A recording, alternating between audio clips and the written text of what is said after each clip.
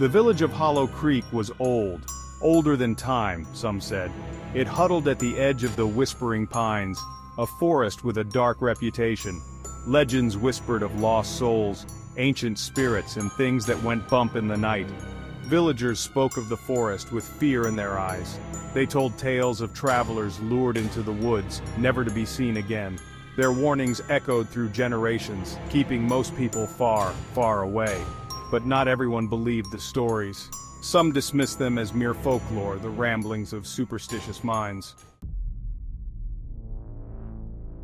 Sarah, a young journalist, scoffed at the legends. She craved the truth, the kind found in facts, not fairy tales. She saw the Whispering Pines as a challenge, a chance to debunk a myth and make a name for herself. Armed with her notepad, pen, and a healthy dose of skepticism, she ventured into the woods.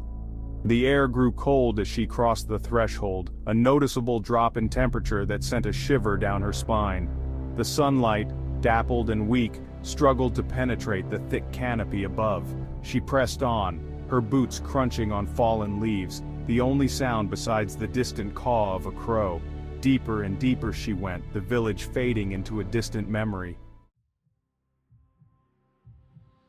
The forest seemed to close in around her, the trees pressing close as if watching her every move. The air grew heavy, thick with an unseen presence. Then, she heard it. A whisper, faint and indistinct, carried on the breeze. It seemed to come from everywhere and nowhere at once. She stopped, holding her breath, listening intently. There it was again, a rustling of leaves, a soft sigh, a whisper just beyond the realm of understanding. A shiver ran down her spine, and for the first time since entering the woods, a flicker of doubt touched her heart. Could there be some truth to the legends? Section 4. Symbols of Dread. She continued her trek, her pace quickening as the whispers grew louder, more insistent. The forest floor was littered with strange symbols carved into the bark of trees. They were ancient-looking, spirals and circles intertwined with shapes she couldn't decipher. Symbols of warning, perhaps, or something more sinister.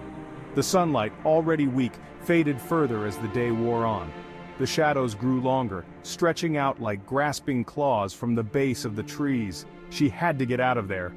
Turning back, she retraced her steps, but the path seemed to have vanished. Panic began to set in. Section 5. Trapped in the woods. The whispers were all around her now, a chorus of voices murmuring her name, beckoning her deeper into the woods. She ran, her heart pounding in her chest. But the trees seemed to shift and sway, blocking her path, herding her further away from the safety of the village. The shadows danced and swirled, taking on grotesque shapes. She stumbled and fell, her hands scraping against the rough bark. Looking up, she saw a figure standing in the shadows, shrouded in darkness. It was tall and slender, its eyes glowing with an eerie light. Terror froze her in place, her breath caught in her throat. The figure reached out a hand.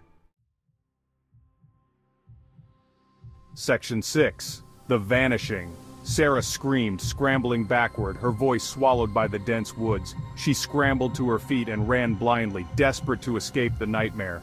She didn't know how long she ran, but the whispers followed her, mocking her terror. The figure in the shadows was gone, but the feeling of dread lingered. Then, as suddenly as it began, the whispers faded, the forest grew silent. She emerged into a clearing, the setting sun casting long shadows across the clearing. But something was wrong. The village, her only hope, was gone.